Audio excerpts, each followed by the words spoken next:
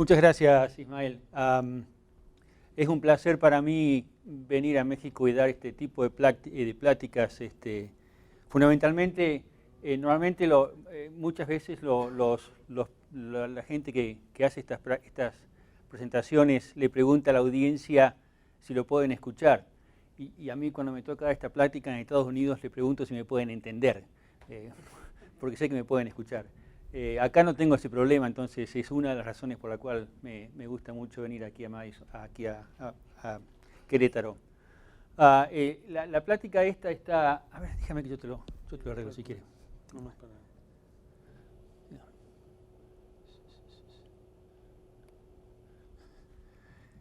Listo, gracias. Esta plática está fundamentalmente diseñada va a cubrir dos temas. El primero va a ser el impacto de alimentar metionina, el impacto directo que se ve durante la época de transición, y la segunda parte de la plática es el impacto que ocurre en alimentar metionina en la parte reproductiva. En Estados Unidos hace un par de años hubo una encuesta en la cual el motivo, y fue una encuesta hecha por una revista, Dairy Herd Management, algunos de ustedes estarán familiarizados.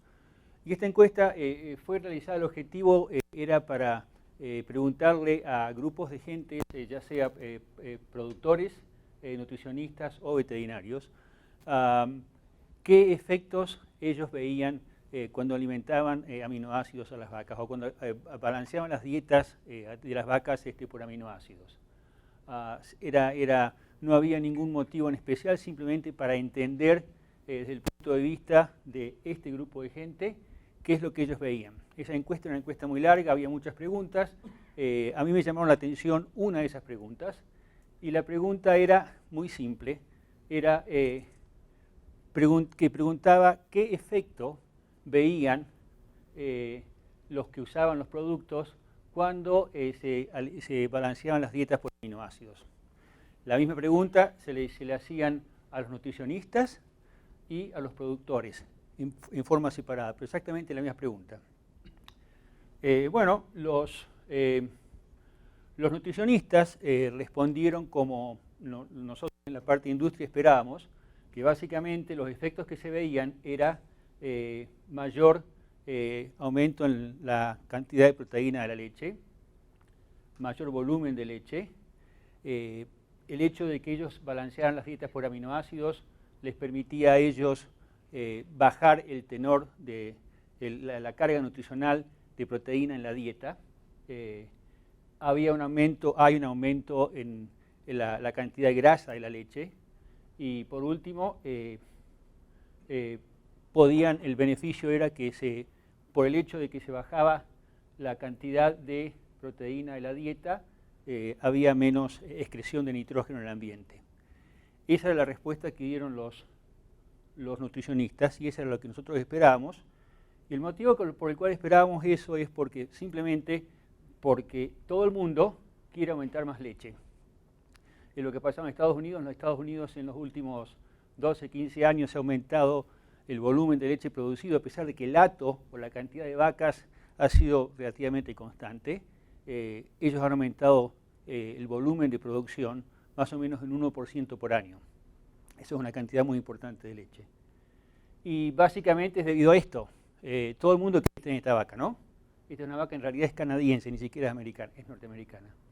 Esta vaca produjo 217.000 kilos de leche, con 3.6% de grasa y 3.1% de proteína.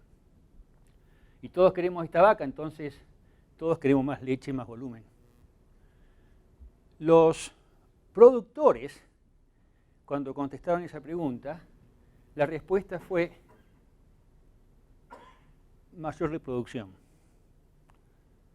Sí, vieron mayor volumen de leche, que es lo que nosotros esperábamos, pero la primera respuesta fue: yo lo que veo en mis vacas, cuando ustedes me aconsejan que yo relacione mis vacas por aminoácidos, lo primero que veo es un aumento en mejor reproducción.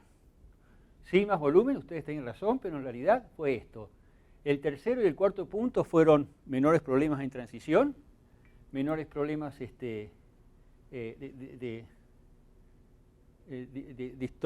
problemas metabólicos, y casi el último, el aumento en la leche, en la proteína de la leche. Esto para nosotros fue y no fue una sorpresa. Fue sorpresa porque no es lo que nosotros enfocamos nuestro mercadeo del producto, y no es lo que la investigación en los últimos 30 años gastó mucho esfuerzo en demostrar que cuando se alimentan, se balancean las dietas por aminoácidos, se aumenta la producción y la composición de la leche. Pero sabíamos, por comentarios anecdóticos de muchos usuarios, inclusive Rafa, en algún momento hablamos del tema, cuando alimentas, balanceas las raciones con aminoácidos, las vacas te lo demuestran en varias formas, no solo en producción, sino también en salud y reproducción. Ok, todos queremos esta vaca.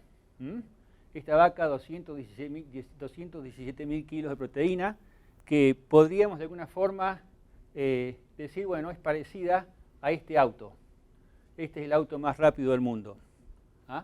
Este auto, la velocidad que le lleva de 0 a 100 kilómetros por hora es 2.4 segundos, con una velocidad máxima de 407 kilómetros por hora. Yo no sé si me animo a leer ese número, no quiero ni manejarlo. Claro, tiene un gran motor con una gran capacidad para realmente producir eso. Por otro lado, tenemos la contraparte, es el auto más lento del mundo, el Tata Nano, un auto indio. De 0 a 100 kilómetros por hora lleva 8 segundos, la máxima 100 kilómetros por hora, con un motor mucho más chiquito y, por supuesto, menos caballos.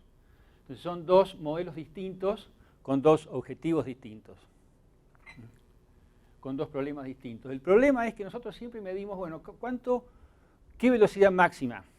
¿Cuánto producen tus vacas? O sea, si mis vacas están produciendo 50 litros por día. Fantástico. Bueno, la pregunta que yo me hago es, ¿cuánto le lleva a las vacas que tenemos ir de 0 a 45? Y no estoy hablando de kilómetros por hora, lo que estoy hablando es de cuánto me llega a mis vacas ir de 0 a 45 litros por día. Acá estamos hablando parte de los paradigmas. Y el paradigma resulta aquí está el problema. ¿Cuánto me lleva mi vaca de llegar de 0 a 45 litros ¿cuánto tiempo me lleva esto? Porque esto genera un problema, de lo que estaba hablando Rafa. Y el problema está porque, como todos sabemos, las vacas tienen poco consumo al principio y la producción de leche es muy alta.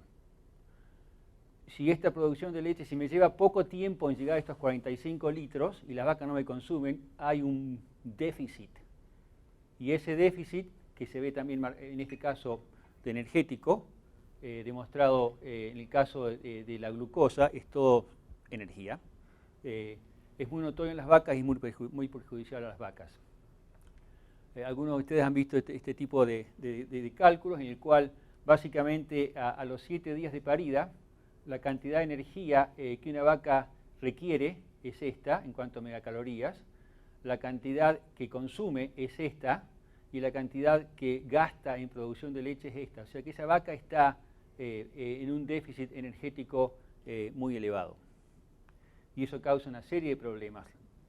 Fundamentalmente, la vaca tiene falta de energía desde el punto de vista alimenticio, entonces tiene que acudir a sus reservas, tiene que ir al banco a buscar la energía que le hace falta.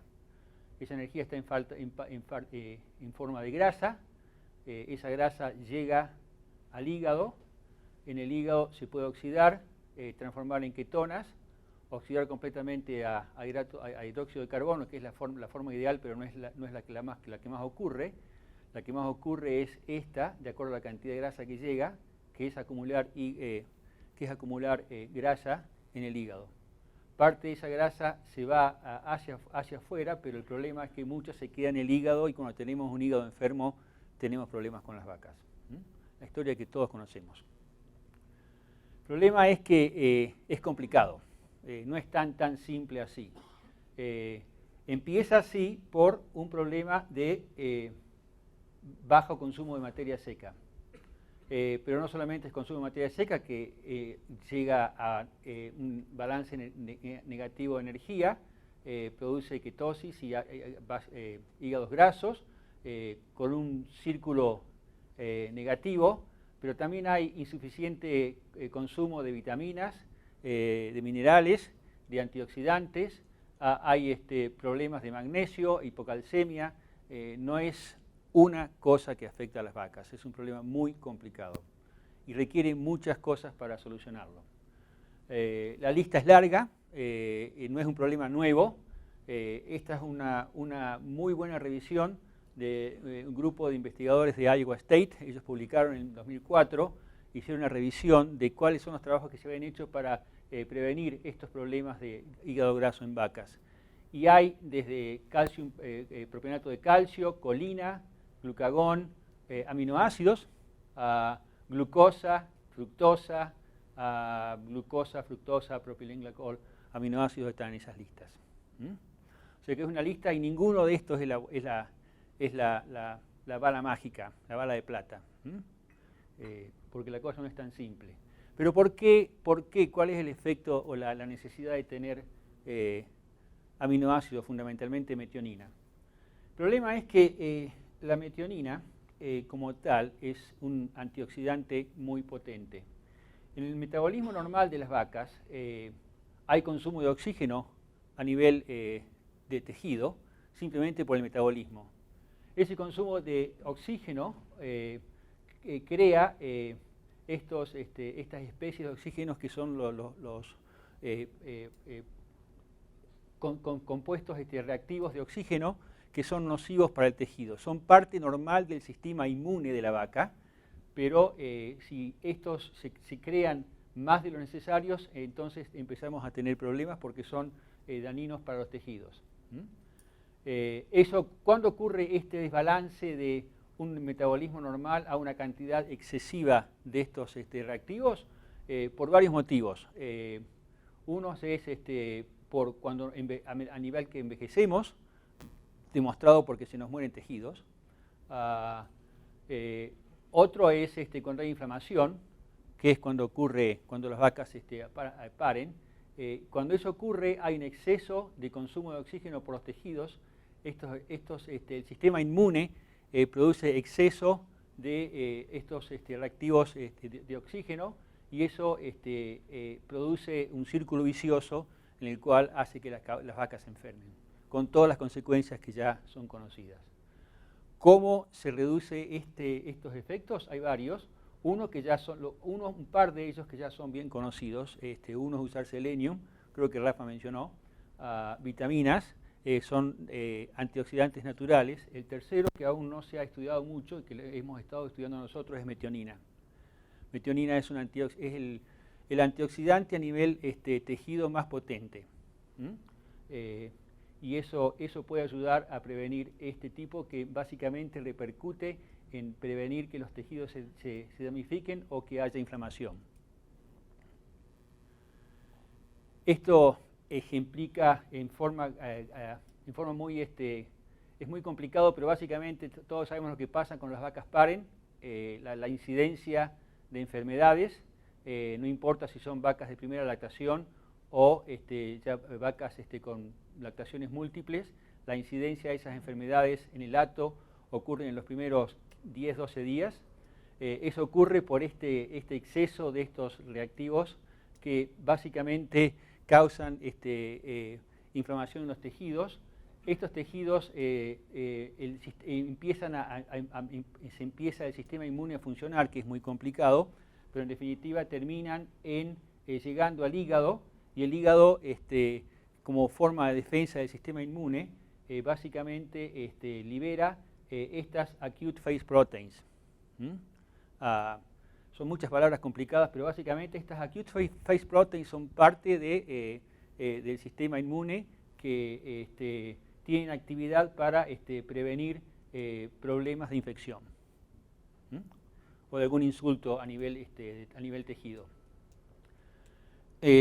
Para probar este concepto de que la metionina puede llegar a ayudar a las vacas en el periodo de transición, hace unos años hicimos un estudio con el grupo de la Universidad de Illinois, el doctor Jim Rakely y el doctor Lord, en el cual lo que hicimos fue agrupar vacas desde el punto de secado.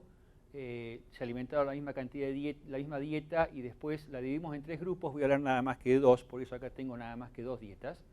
Un grupo de control y un grupo con Metasmart, que básicamente el Metasmart es lo que ustedes conocen como el Balance Met, exactamente el mismo producto. La única diferencia entonces entre este grupo de vacas es que una se alimentó de la dieta básica, otra con Metasmart. Las dietas fueron dietas normales del Midwest de Estados Unidos. No creo que sean muy distintas a las que usan aquí. Al menos los mismos ingredientes similares. Probablemente lo único que ustedes no usen aquí sea la harina de sangre. Lo demás es básicamente compuestos que ustedes tienen aquí acceso a esos compuestos. Y la diferencia fue que la dieta control era exactamente la misma que la dieta con Metasmart. Simplemente tenía Metasmart antes y después del parto. Y estos son los resultados que vimos. Es muy importante, y tomen nota esto, el consumo de materia seca, el aumento del consumo de materias secas de las vacas en transición comparadas con las vacas control. Hubo un aumento significativo en consumo de materia seca. Y la respuesta de las vacas fue que produjeron más leche en los primeros 30 días. En promedio fueron casi 4 kilos más de leche. Es importante esto por varios motivos, fundamentalmente porque esas vacas obviamente en cierta forma nos están demostrando que no están enfermas y tienen una influencia importante en el balance negativo de la energía en esta época. Desde el punto de vista de la salud de las vacas, aquí están esas acute phase proteins que yo les estaba mostrando.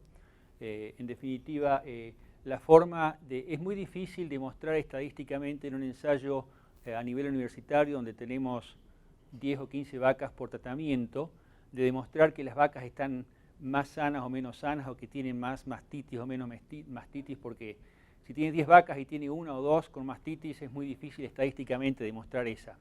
Entonces la forma de hacerlo es a través de medir estos en sangre, estas acute phase proteins que son mucho más sensibles y nos indican el estado de salud de esa vaca mucho antes de que la vaca demuestre que está enferma o no. Entonces hay algunas que se usan para demostrar cómo está funcionando el hígado y en este caso, por ejemplo, las vacas control comparadas con Metasmart, el Metasmart tuvieron mucha mayor cantidad de carnitina. Mientras más cantidad de carnitinas tengan, implica que el hígado está más saludable. Albúmina es exactamente el mismo concepto, fue numéricamente más alto, pero no estadísticamente significativo. En cuanto a aquellas acute phase proteins que indican inflamación, en este caso, un número menor es mejor, son las acute phase proteins que son las negativas, porque hay positivas y negativas. En este caso, tuvieron significativamente menor que las vacas control. Y el serum amyloid A también es otra que indica inflamación de esas vacas. Muy difícil medir, una vaca está inflamada, están todas inflamadas. ¿Cómo mides tú que está inflamada? ¿Cómo la demuestras? Bueno, con estos acute phase proteins puedes llegar a determinar esa medición de una forma bastante sensible. Y esto nos demuestra que las vacas alimentadas Metasmart o el Balance Met estuvieron menos inflamadas. Y lo mismo con el estrés oxidativo.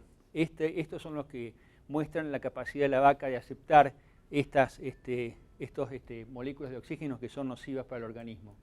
Y de nuevo, las vacas que fueron alimentadas con los aminoácidos tuvieron mayor capacidad de absorber esas moléculas negativas, y el glutatión es el antioxidante, el resultado del metabolismo de la metionina per se, y también tuvieron significativamente más alto. Entonces, con todos estos biomarkers, simplemente lo que están haciendo son una reflexión de lo que las vacas nos mostraron desde el punto de vista, ellas comieron más y produjeron más. Desde el punto de vista metabólico, eso es lo que las vacas nos demostraron. Este fue un ensayo que hicimos hace 3 años. La regla o el paradigma que no está escrito, en este caso, cuando tú haces un ensayo y te sales bien, nunca lo repitas. Nosotros lo repetimos, rompimos el esquema y lo repetimos con el mismo grupo de gente. Hicimos otro ensayo más en el cual había otros tratamientos. El ensayo acaba de terminar, pero quería mostrarles estos resultados para demostrarles de que no fue suerte, sino que fue real. El consumo de materia seca, estas son las vacas con esmartamina y estas son las vacas con control. Las vacas con esmartamina comieron más que la vaca control y produjeron más control. Y básicamente fue la misma cantidad de producción de leche extra que las vacas produjeron, en promedio los 30 días, más o menos entre 2,5 y entre 3 y 3,5 kilos de leche por día. O sea que los resultados confirman lo que ya habíamos visto antes. En definitiva, la conclusión de estos 2 ensayos es que cuando tú suplementas las vacas en transición, tenés mayor cantidad de materia seca, mayor cantidad de consumo de materia, mayor producción de leche, tuvieron una mejor recuperación del balance negativo de energía, y esto va a ser importante, ya lo vamos a ver por qué.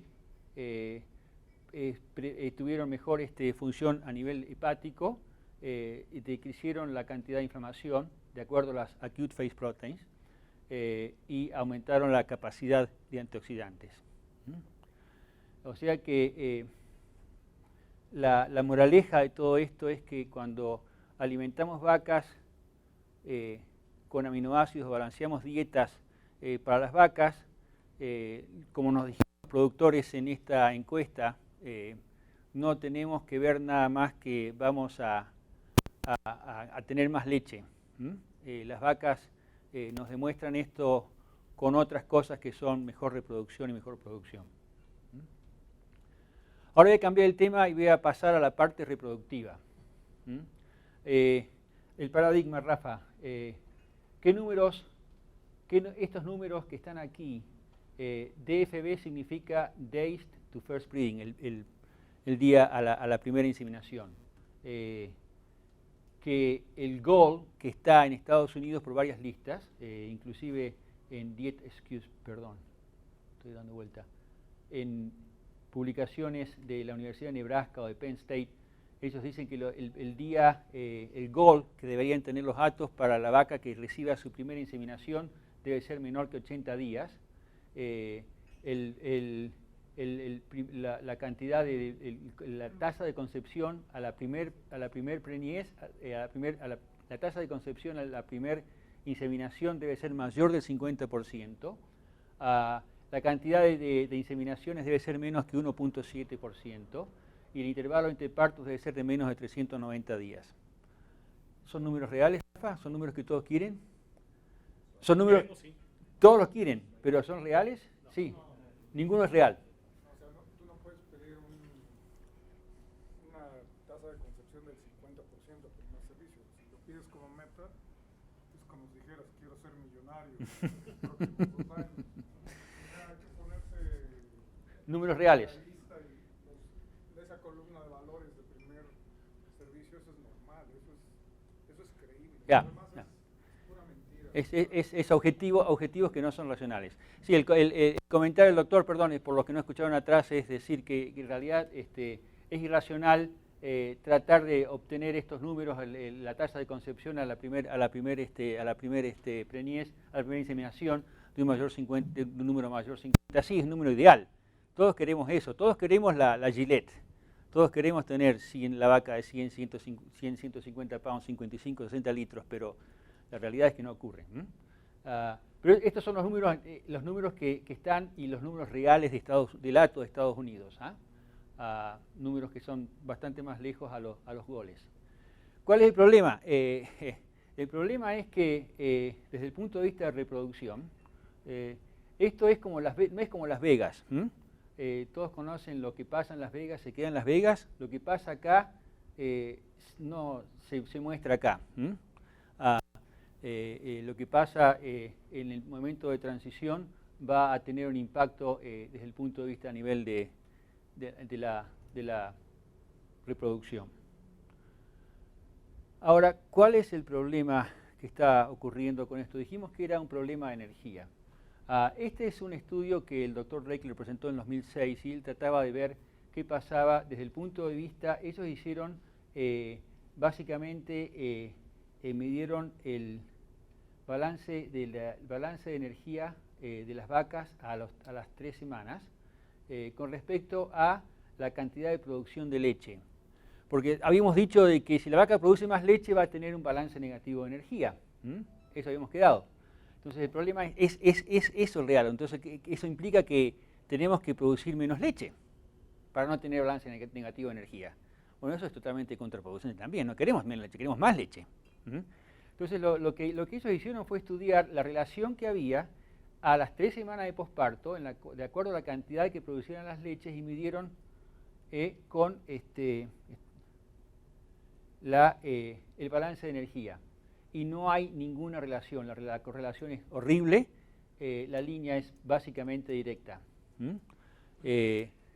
La lógica nos diría, bueno, si realmente hay una correlación es que mientras la vaca más produce, más negativo es el balance de energía de esas vacas. Y no tiene nada que ver la producción de leche. Paradigma número 2, Rafa. Acá está la key de la cuestión. Por eso les decía y les hacía hincapié en la importancia de tener una vaca sana postparto para que coma bien, porque el problema del balance de energía es básicamente que hay una relación cuánto come esa vaca a las 3 semanas con respecto a su balance negativo energético. Si la vaca come poco, va a tener un balance negativo energético. No importa cuánto produzca. Puede producir 5 litros de leche, pero si no come nada, va a estar en el balance negativo de energía. Me puede producir 40 litros de leche por día, pero si me come para soportar esos 40 litros de leche por día, pues fantástico. Ahí está la cuestión. Entonces, este balance negativo de energía es una función primaria del consumo de materia inmediatamente después del parto. Otro paradigma. ¿Cómo ven estos números ustedes? La vaca cuando se seca tenía un Body Condition Score de 3,5 a 4. A las vacas más multíparas de 3,5 a 4. A un mes después de paridas 2,5 a 3. Quiere decir que estas vacas van a perder, asumen que se van a perder en el primer mes un punto de condición corporal, que un punto de condición corporal, ¿cuántos son? 50 kilos. Es mucho tejido. Estos números son los que yo siempre aprendí cuando fui a la Universidad en Madison. Y estos son los números que yo siempre tuve en mente y me he demostrado últimamente de que no deben ser tal así. Les voy a decir por qué. Y es una teoría que no es tan nueva. Esto fue el Dr. Britt en 1992. Tuvo una hipótesis que la presentó y fue bastante controversial en aquella época y todavía lo sigue siendo. Él dividió 2 grupos de vacas. Vacas con la condición corporal alta que él llamaba, vacas con condición corporal alta que él llamaba, que son estas vacas negras, que empiecen, miren con el número que empiezan. Esto es la semana de parida. Ya a esa semana esas vacas tenían un 2,8 o 2,3 condición corporal. Y esta es el que le llamas alta porque esas vacas mantuvieron su condición corporal hasta más de los 2 meses, 2 meses y medio. Este es el que llama vacas altas. Las vacas que él llama low, las bajas, son estas vacas, que empezaron con una condición corporal de 3,2, más normal, pero bajaron mucho y después subieron. estas son las vacas que le llama blow vacas. De acuerdo a esta tabla, estas son las vacas que nosotros deberíamos buscar. ¿Qué pasó con el resultado que él hizo en cuanto a producción de leche y en cuanto a la producción de leche a los 305 días? No hubo diferencia en cuanto a producción de leche a los primeros 10 semanas ni en cuanto a su lactancia. Miren las vacas, las high, las vacas de alta, acuérdense la vaca que empezaron con 2.8, 2.9 y siguieron con 2.8, 2.9. Esas vacas tuvieron la tasa de concepción al primer servicio 62%. Increíble. Claro, las vacas estas, que son los normales, nosotros vemos, tuvieron un 25%. Las vacas en todos los servicios, estas vacas tuvieron un 61 contra un 42%. Diferencia totalmente significativa. Cuando esto se presentó, fue bastante controversial y aún sigue siendo para cierta gente bastante controversial. Cuesta creerlo, pero así fue. Siguiendo esa línea de pensamiento, el doctor Ron Butler de la Universidad de Cornell, ellos empezaron a estudiar entonces qué es lo que estaba pasando y empezaron a estudiar vacas desde después del postparto. Y empezaron a ver cuándo las vacas tenían la primera ovulación. Y sabemos que las vacas van a tener la primera ovulación de acuerdo al balance energético que ellas tengan. Si tienen balance energético más positivo, van a tener la primera ovulación antes que después. Las vacas que tuvieron la primera ovulación antes de los 50 días en leche son estas vacas. Estas son la proporción de las vacas que quedaron preñadas, comparadas con las vacas que tuvieron la primera ovulación después de los 50 días. De nuevo, si las vacas están en un balance negativo de energía, demoran su primera ovulación. Entonces, esto demuestra la importancia de tener una ovulación, que las vacas estén ovulando antes de los 50 días para tener mejor preñez. Y relacionando a esto, el problema de la condición corporal. Las vacas que perdieron menos de 0.5 unidades, tuvieron esta cantidad de vacas estaban ovulando antes de los 50 días. La vaca que perdieron menos de la mitad de un punto de condición corporal, comparada con estas vacas. En definitiva, está relacionando la importancia de que las vacas no pierdan peso corporal para tener una ovulación temprana y que después quedar preñadas. Entonces, estamos viendo dos cosas acá. Mentalmente debemos preguntarnos dónde deben empezar esas vacas al momento de parir y cuánta condición corporal le podemos permitir a esas vacas que pierdan. El problema está también que si tenemos una condición corporal al primer servicio de una vaca, tenemos vacas que son de un estado corporal muy bajo, vamos a tener una tasa de servicio muy baja, más parecida a la normal, comparada a si tenemos vacas de 3 o comparadas a si tenemos vacas muy gordas. Entonces acá tenemos 3 puntos, o sea, acá está la complejidad de todo este concepto. Por un lado, tenemos que tener vacas que no pierdan condición corporal. No podemos permitir las vacas que tengan muy baja condición corporal ni muy alta condición corporal. ¿Y a dónde está el punto de cuestión acá?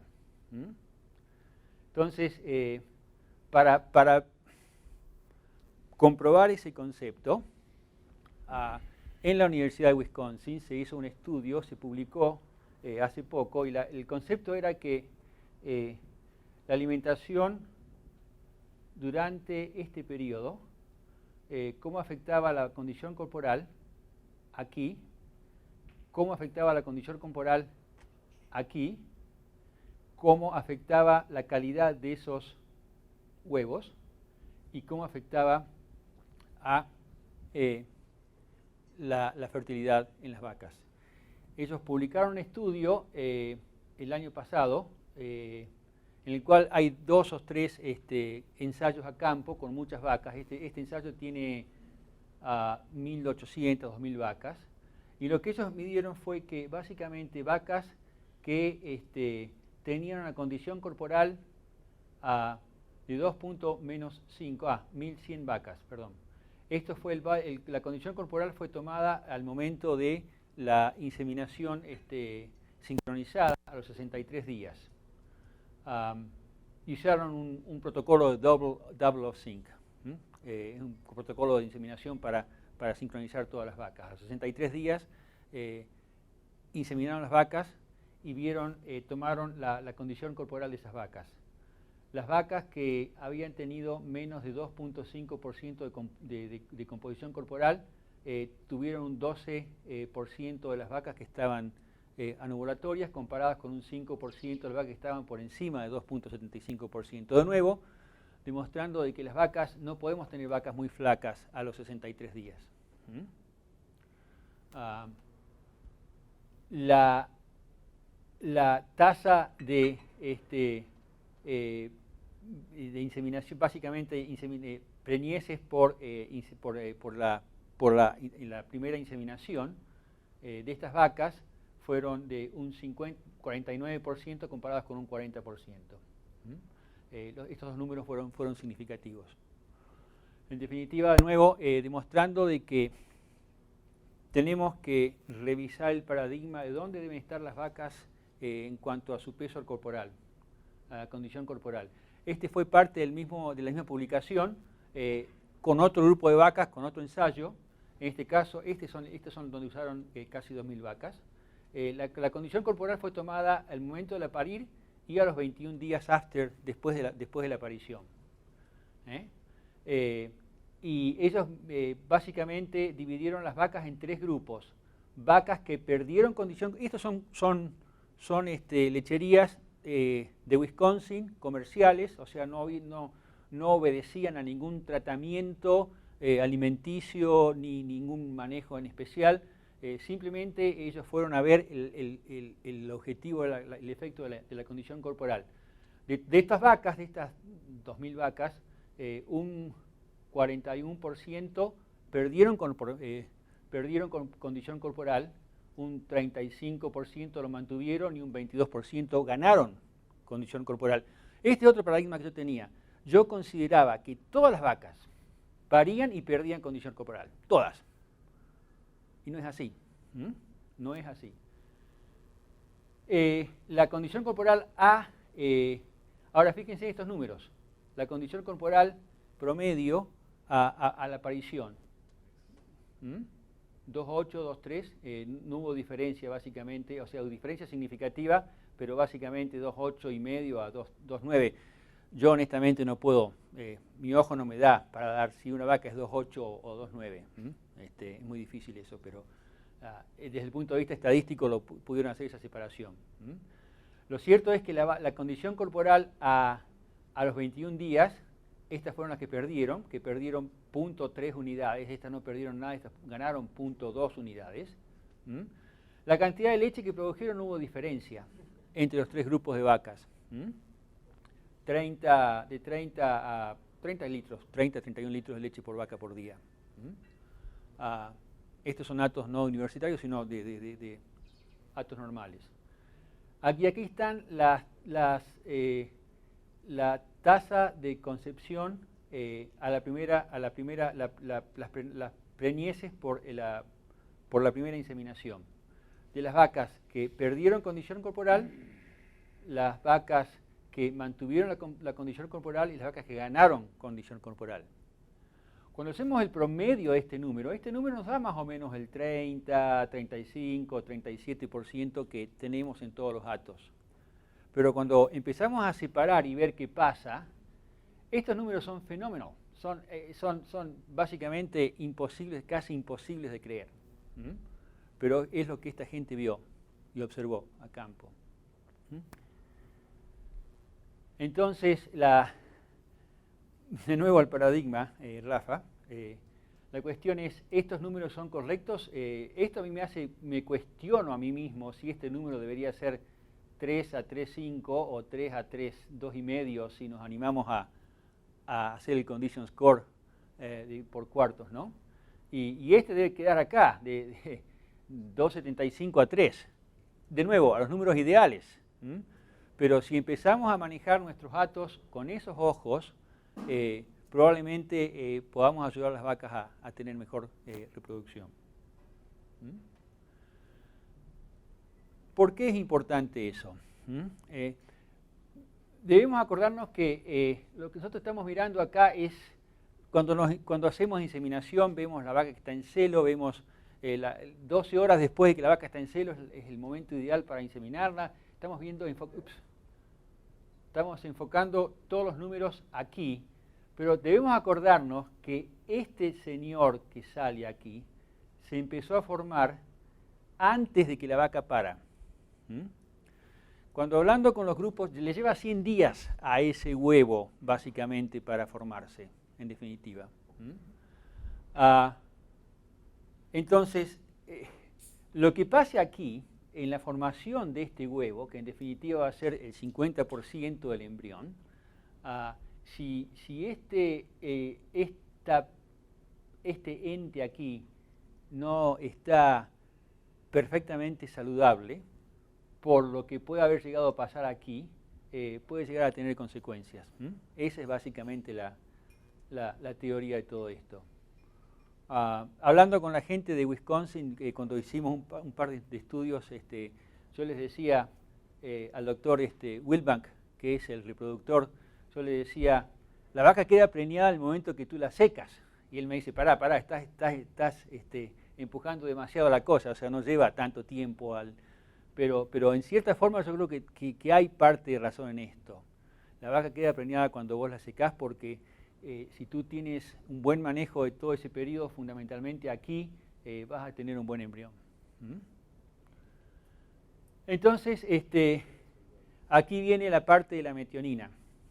¿Por qué la metionina es importante? Sabemos que en otras especies la nutrición de esto, en estos estados, inclusive en estos estados, es fundamentalmente importante para el desarrollo de un buen embrión. Eso sabemos por otras especies, inclusive en rumiantes. Entonces, la cuestión es metionina, si alimentamos metionina en esta época, antes de empezar a inseminar las vacas, inclusive hasta el primer chequeo de preñez, vamos a poder aumentar la fertilidad de esas vacas.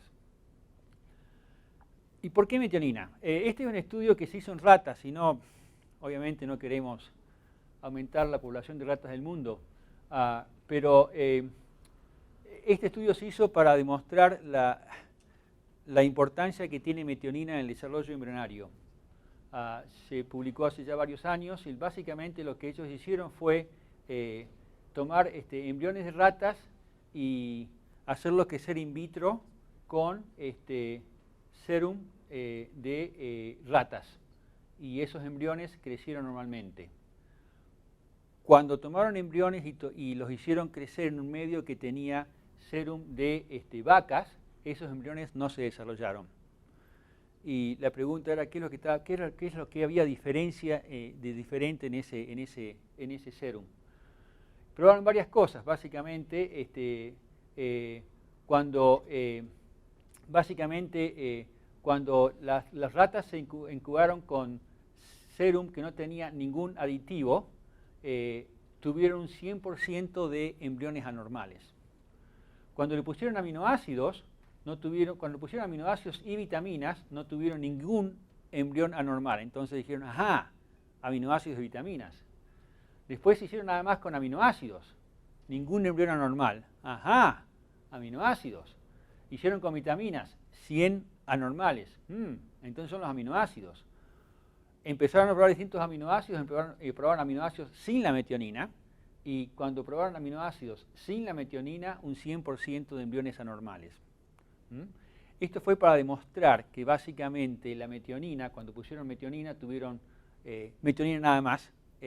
Cuando pusieron metionina y tuvieron 0% de embriones anormales, se dieron cuenta de que, o fue para demostrar la importancia de la metionina en el desarrollo del embrión. Entonces, por eso consideramos que la respuesta que nos dieron los productores en aquella época, que las vacas se mejoran la reproducción, no estaban tan errados.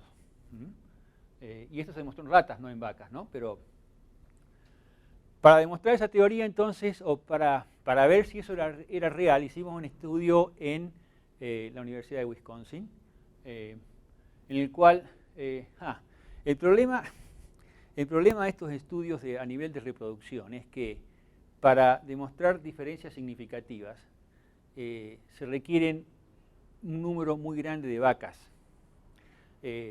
porque simplemente estamos tratando con un tipo de información que es binomial.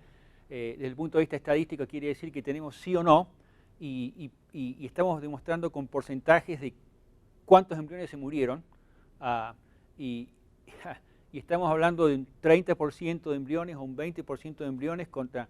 entonces, para demostrar diferencias significativas de tratamiento hacen falta entre 300 y 400 vacas por tratamiento. En Estados Unidos no hay ninguna universidad que tenga tantas vacas para hacer tantos ensayos, entonces se complica la cosa. En este caso lo que hicimos fue usar nada más que 72 vacas, pero las alimentamos la misma dieta, con una dieta que tuviera una cantidad suficiente de lisina y una cantidad suficiente de metionina. Este grupo se llamó vacas metionina, y un grupo de vacas que básicamente se alimentó con suficiente cantidad de lisina, pero cantidad deficiente de metionina. Esas vacas, lo único que hicimos fueron 72 vacas, pero para obtener suficiente cantidad de números, lo que hicimos fue superovular esas vacas, hacer una sincronización de los celos y después superovularlas y tomar los embriones. Esto nos permitió sacar entre 8 y 10 embriones por vaca, entonces terminamos con más o menos 700 embriones. Eso fue 7 días después de la inseminación. O sea que son embriones jóvenes. Como embrión joven, básicamente, esto es lo que pasa. Aquí se fertiliza al día 0, 24 horas tenemos 2 células, 4 células, mórula, blástula y la blástula expandida. Eso ocurre en los primeros 6 o 7 días. Aquí es cuando se fertiliza después de la inseminación. Aquí es cuando se hace el flashing para sacar esos embrios del útero. Quiere decir que son embrios muy, muy jóvenes, son embrios que aún recién están saliendo del oviducto, todavía no han llegado al útero para establecer la relación madre-embrión. Son embrios muy jóvenes, pero es la única forma de poder hacerlo para mantener esos embrios vivos. A partir de estos embrios lo que se hace es, hay una calificación de estos embrios, y se mira básicamente en un microscopio y se ve, este es un embrio excelente, este está bien, este está más o menos, este está horrible y este está totalmente degenerado. Con esto quiero decir que es una calificación a ojímetro, si se quiere, no hay una medición real. Entonces es complicada. Cuando evaluamos los resultados de ese ensayo, en definitiva, no tuvimos nada que nos dijera si realmente funcionó la metionina. Los números estaban, en definitiva, las vacas que alimentaban con metionina sí tuvieron más fertilización, tuvieron un poquito más de embriones que fueran transferibles, tuvieron un poquito más, pero lo mismo. O sea, no hubo nada que nos indicara que la metionina funcionó después de todo ese esfuerzo que se hizo.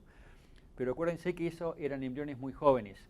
Para decir embriones muy jóvenes es que esto es lo que pasa desde el punto de vista de la vaca. La vaca, de nuevo, se inseminó aquí. A los 7 días es cuando hacemos el flashing y de acá sacamos los embriones. El problema es que el embrión todavía no tuvo la conexión con la madre. La conexión con la madre se hace aquí, que es básicamente a los 16, 20 días, que es cuando ocurre la elongación del embrión. Y aquí es cuando es muy importante tener metionina. Bueno, este ensayo que hicimos, por las cuestiones obvias, no podíamos esperar hasta aquí, entonces retiramos los embrios aquí muy jóvenes y no vimos el efecto que pensábamos que íbamos a ver. Entonces, no convencidos de que lo que hemos visto era lo real, diseñamos otro ensayo. Este fue un ensayo en un hato en comercial, y lo que hicimos fue alimentar metionina o no metionina entre 28 y 128 días. Ya les voy a explicar qué pasó en esa cantidad de días. Las vacas se alimentó una dieta básica con la misma cantidad de lisina, la misma cantidad de metionina que la anterior, y básicamente hubo dos grupos. Uno que se alimentó esa dieta y otro que se alimentó con esmartamina. La forma que se hizo eso fue, básicamente, esta es la foto real. Lo que ven acá es esta persona, se hizo en invierno, y todos los días las vacas a la mañana se hacía el tie lock, y una caravana azul o una caravana roja, de acuerdo al tratamiento. Estos son los tratamientos, de granos destilados o con la esmartamina. Todos los días las vacas se iban haciendo un top dress de cada vaca. Por todas estas vacas, por 128 días, y es un trabajo obviamente horrible, que lo hizo, y no solamente horrible porque se hizo en invierno cuando hacía 150.000 grados bajo cero, sino que esta persona que está acá es un brasileño que nunca había visto nieve en su vida. Y todas las mañanas tenía que ir a hacer esto. O sea que el trabajo que hizo realmente admirable. ¿Por qué hicimos esto? ¿Por qué usamos este protocolo en vez de alimentar básicamente este corral y este corral? El problema es que desde el punto de vista estadístico, alimentar este corral con la vaca, la dieta control, y este corral con la dieta con esmartamina. Hubiera sido mucho más fácil, mucho más sencillo, mucho más controlado. El problema es que desde el punto de vista estadístico no lo puedes separar porque básicamente la unidad experimental, repito, del número de vista estadístico, la unidad experimental es el corral y no nos hubiera permitido hacer ningún análisis estadístico. Entonces teníamos que separar la vaca. Para separar la vaca tuvimos que hacer esto. La contrapartida de eso es lo que mostrabas, Rafa, tú en la foto esa de que estaba esa vaquilla comiendo ahí abajo. Acá las vacas, inclusive se ve esto. Esta vaca está viendo acá, esta vaca no le toca la esmartamina. A esta vaca le toca al otro, pero está viendo, ¿qué está poniendo esta gente acá? A ver qué me gusta. Y esta vaca, no sé, y están haciendo un poco así. Entonces el tratamiento desde el punto de vista de estricto, si bien es cierto que cada vaca se identificó y se le puso la dosis adecuada a cada vaca cada día, simplemente por una cuestión natural, algunas vacas comieron algo de esmartamina y otras no. O algunas vacas que se le dio esmartamina acá, esta a lo mejor agarró un poquito de esmartamina. Es el único problema con este tipo de ensayos. Pero es la realidad, o sea, no hay otra forma de hacerlo. En definitiva, este es el protocolo. Las vacas, se hizo el double sync, del día 63 al 69 se hizo la inseminación. Este es un ensayo extremadamente complicado, se hicieron todos estos biomarkers que le mencionaba anteriormente. Se hizo una detección de preñez al día 28, otra a la 32, a la 47 y a la 61. Y básicamente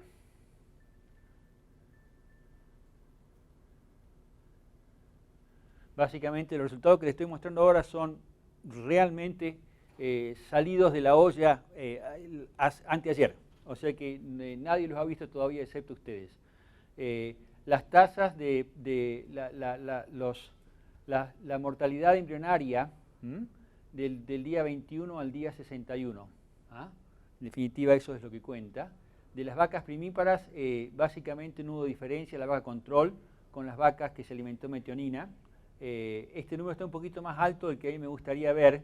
Este número es más cerca de un 9, un 10%, pero no hubo diferencias. Pero respecto a las vacas multíparas, las vacas dieta control, perdieron un 19% de los embriones comparada con las vacas que se alimentó la metionina. O sea que la pérdida de embriones fue significativamente menor.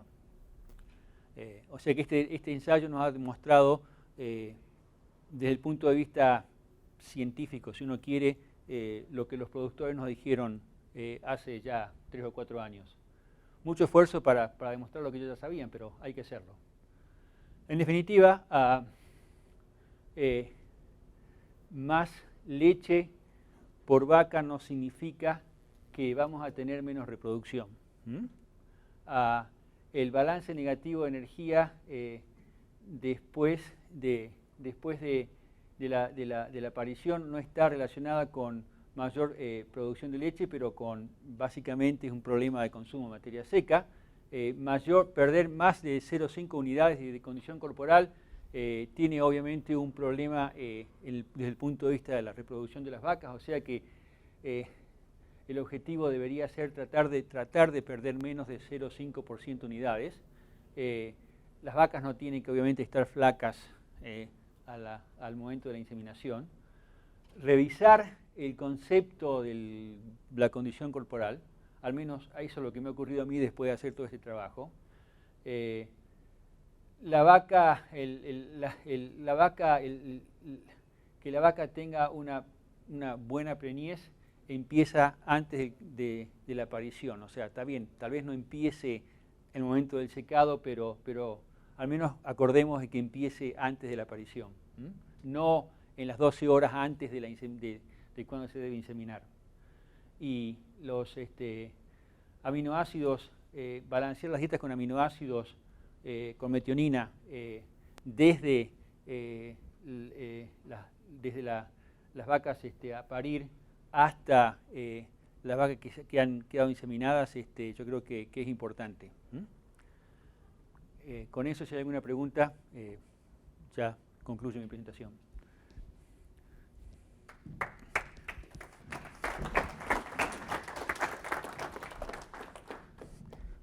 ¿Alguien tiene alguna pregunta para el doctor Lucchini?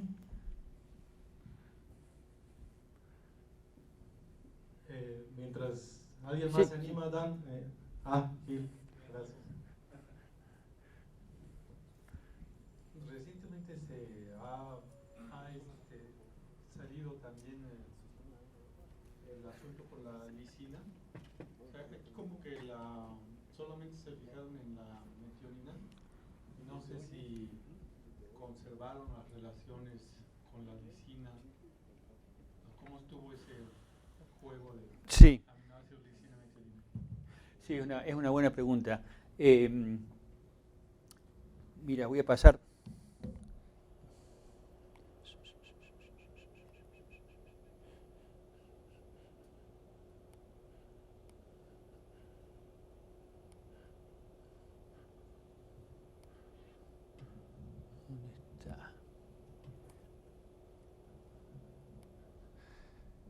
La pregunta de Gil era cuál es la relación lisina-metionina ideal en la cual debemos ver. Y este es otro paradigma en el cual debería haber hecho un poco más de esfuerzo en explicarlo también. El paradigma es que la relación ideal de lisina-metionina debe ser de 3:1. Siempre se ha dicho así, siempre ha sido así, la NRC desde el 2001 lo viene diciendo. Y esa relación ideal es real. Pero es real para optimizar el volumen de leche y la producción de proteína de la leche. La cuestión o la pregunta que debemos hacernos es: ¿debemos respetar esa relación lisina-metionina de 3:1 si queremos ayudar a la vaca a ser más saludable en el momento de la transición? ¿O cuál es la relación ideal para mantener esos embriones? Si tú te fijas, la relación lisina-metionina en los ensayos que hicimos para la vaca en reproducción era una relación de 3:1 en las dietas control, y el esfuerzo que hicimos es llevarla a 2,9:1, ni siquiera 3:1. Porque el concepto está en que no es que vendemos metionina y queremos vender más metionina, sino el concepto está en que para la relación ideal de lisina y metionina, si bien es cierto está establecida para maximizar el volumen y producción de leche, la ideal es 3:1, para maximizar o optimizar la salud y la reproducción de la vaca, tal vez esa relación no sea 3:1, sino que debamos poner más metionina. Y la explicación científica de todo eso es que la metionina tiene un impacto en un montón de funciones a nivel metabolismo que ocurre eso. En este caso, en la vaca de transición, la relación que estábamos buscando fue de 2,9 o 2,8:1, no 3:1. Buena pregunta. Sí, Manuel. Bajo ese esquema, ¿en qué momento, es decir, en cuántos días en leche o cuántos días de producción se pensaría en regresar, si es que vale la pena, a una relación 3:1? Desde el punto de vista práctico, mi sugerencia ahora es buscar la relación 2,9:1 o 2,8:5:1 en el periodo de transición. Y después a las vacas, cuando salen del periodo de transición, o las vacas frescas, si tienes ese lujo de tener un corral para tener las vacas frescas, que sean 20, 25 días, 28 días, después las pones ahí. Buscar por ahora el 3:1, porque aún no me animo a dar una recomendación de mayor cantidad de lisina para mejorar la fertilización de las vacas. A pesar de tener estos resultados, pero son demasiado frescos, tenemos que realmente ver mucho más que esto, ¿no? Los números sugieren de que tal vez para optimizar la reproducción, tal vez haga falta más metionina también, inclusive para esas vacas. Lo que sí me animo a decir es que para la época de transición, por este resultado y por resultados del primer ensayo y el segundo ensayo que hicimos con el Illinois, la relación para optimizar no la producción, no tanto la producción, sino la salud de la vaca, la relación lisina-metionina no debe ser 3:1. Ni siquiera sé si es 2,8:1, no sé si es 2,9:1, pero por lo menos 2,9:1.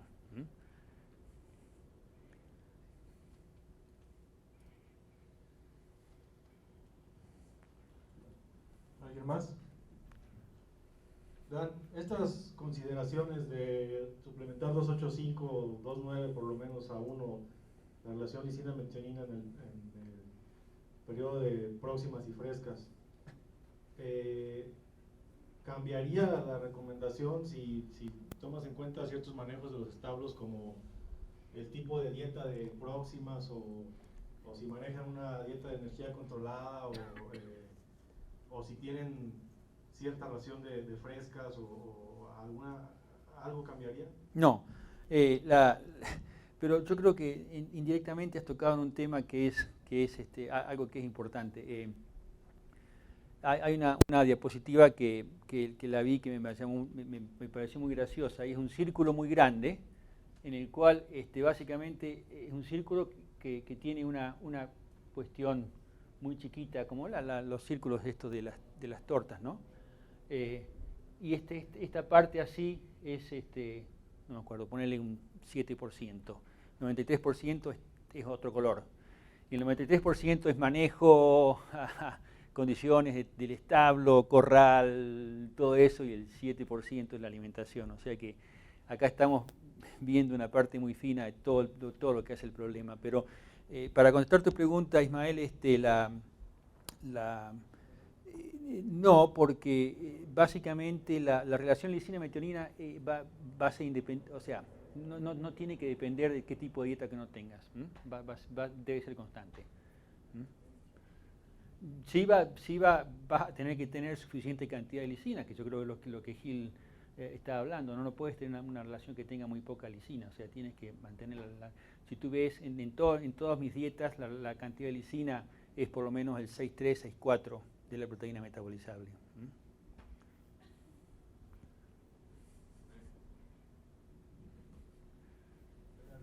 de acuerdo a lo que nos estabas platicando, ¿en qué etapa es mejor utilizar el Balance Med? Tienes que usarlo si tienes un corral ¿qué porcentaje de atos aquí tienen un corral de preparidas? ¿Todos? O sea, en el corral de preparidas tienes que usarlos hasta los 28 días si tienes esa oportunidad y después seguirla, ¿no? con las otras vacas, pero el Balance Med fundamentalmente ha sido diseñado para la vaca de transición, pero no hay motivo por el cual no seguirlo hasta las vacas de alta, ¿no? Gracias.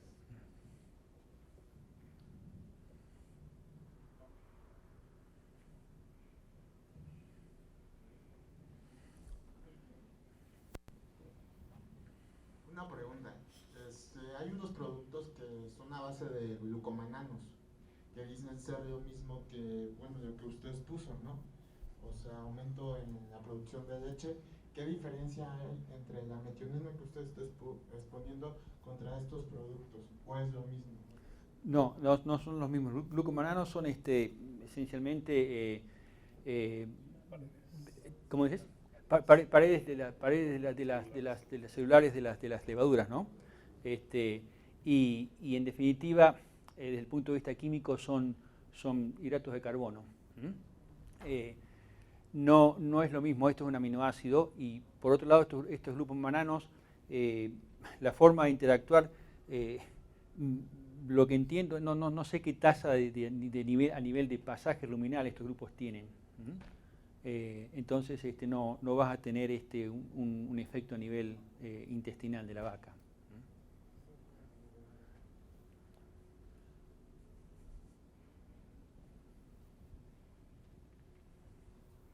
Yo tengo una última pregunta.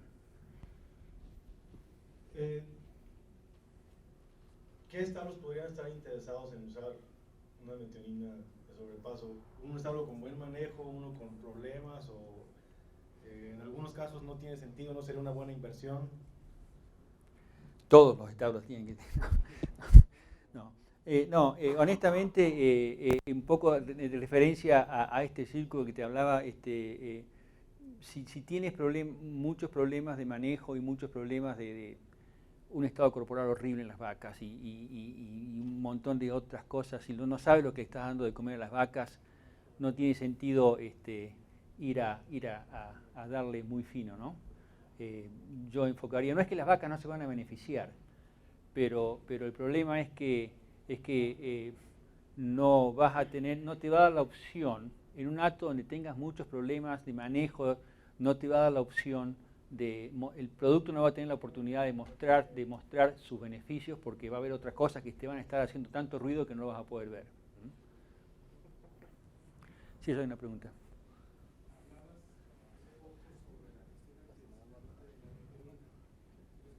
No. Hablabas un poco sobre la cuestión antioxidante de la metionina. Sabemos cómo trabaja, por ejemplo, el selenio a nivel intracelular o la vitamina E a nivel de la pared celular. Pero ¿cómo es que trabaja la metionina para lograr revertir estos radicales libres de oxígeno? Sí, correcto.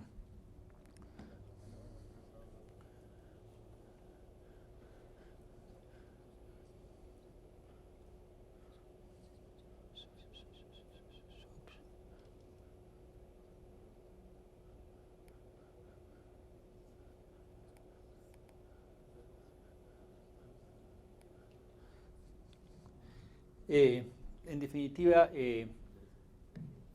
esta es una parte, pero básicamente lo que hace la metionina es que a través de su ciclo, el ciclo del carbono 1, básicamente termina siendo glutationa, que es lo que yo mencionaba. La glutationa como tal, el metionina no es un antioxidante, pero la glutationa sí. Y la glutationa es la que es el antioxidante y es la que actúa a nivel celular. Por eso es.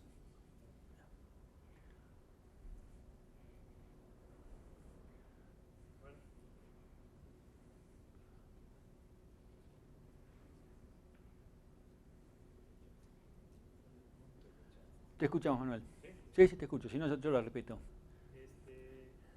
Me llamó la atención que siempre se ha visto que una forma de evitar el hígado graso es aumentar el transporte de triglicéridos que ya están en el hígado hacia tejidos periféricos. Pero era tal vez de esperarse que por la estructura que tiene la carnitina, al usar más metionina o al cubrir el requerimiento de metionina, se aumentara la concentración de carnitina. ¿Se ha medido qué efecto o qué porcentaje del efecto benéfico tiene en evitar el hígado graso la acción de la carnitina con la posibilidad de oxidar hasta el final los ácidos grasos que van llegando? Sí, buena pregunta.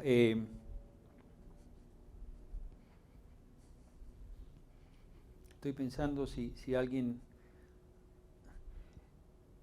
Que yo sepa, no, y el motivo por el cual es... se ha demostrado en monogástricos, pero en rumiantes el problema es que si no la proteges a la carnitina va a desaparecer. Entonces la única forma de hacerlo sería hacer alguna infusión en la sangre de carnitina para ver si realmente hay un efecto, pero como tal estoy tratando de pensar si alguien lo ha hecho. No recuerdo que haya alguien infusionado, porque alimentándola la carnitina se va a destruir. No. En los trabajos, al aumentar la metionina, aumentó la carnitina en hígado. Sí.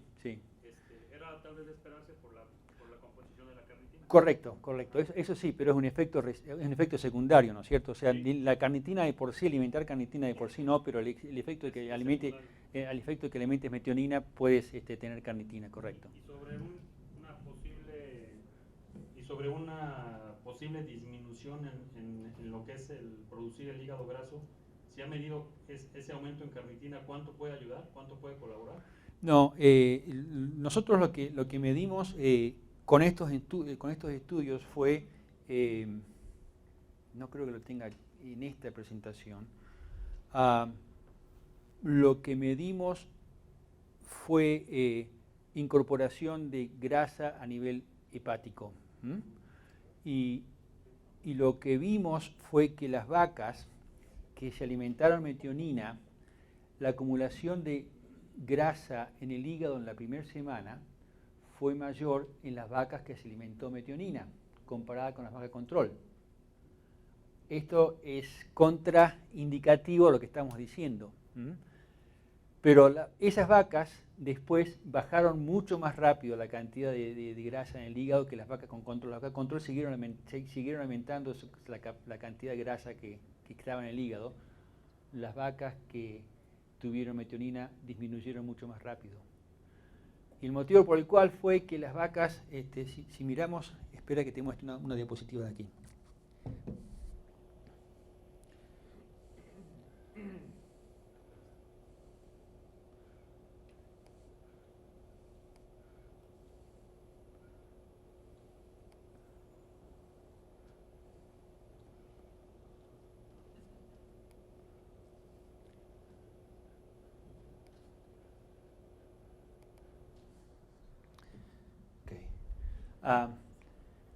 De nuevo, al nivel 7, al día 7, las vacas que se alimentaron Metasmart, cuando tomamos muestras de hígado, tenían más grasa en el hígado que las vacas control. Al día 7. Dijimos, wow, ¿qué pasó acá? Está explicado por esto. O sea, estas vacas al día 7 estaban produciendo más leche y estaban consumiendo lo mismo. O sea que estaban en ese momento, en los primeros 7 días estaban en mayor balance negativo de energía. Pero ¿qué pasó después? Estas vacas nunca catch up. Y entonces acá cuando empezaron a tener problemas, estas vacas no, siguieron porque estaban bien. O sea, el hígado estaba recibiendo un montón de grasa, pero no importa, porque las vacas estaban sanas. Y siguieron produciendo y siguieron. O sea, sigue el concepto de decir las vacas no tenemos que parar de esperar que las vacas produzcan más leche porque se van a enfermar. No, si las vacas las alimentas bien, la vaca va a responder desde el punto de vista positivo. Lo que pasó fue que después, del tiempo de acá hasta acá, estas vacas, la cantidad de grasa en el hígado disminuyó mucho más rápido que las vacas control.